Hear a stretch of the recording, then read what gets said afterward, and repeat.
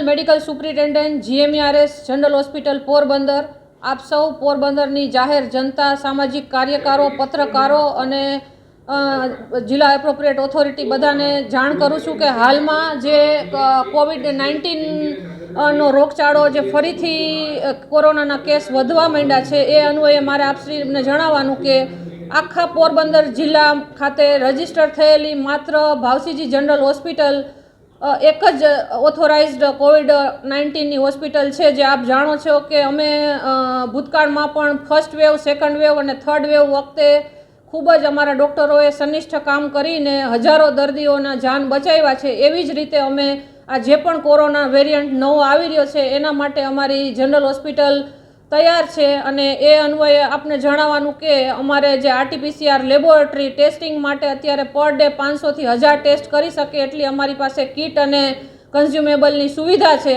અમારી પાસે અત્યારે ઓક્સિજન પ્લાન્ટ છે, જે સેન્ટ્રલ પાઇપલાઇન નાખેલી છે. 200 દર્દીના બેડ ઉપર છેક સુધી ઓક્સિજનની સુવિધા છે.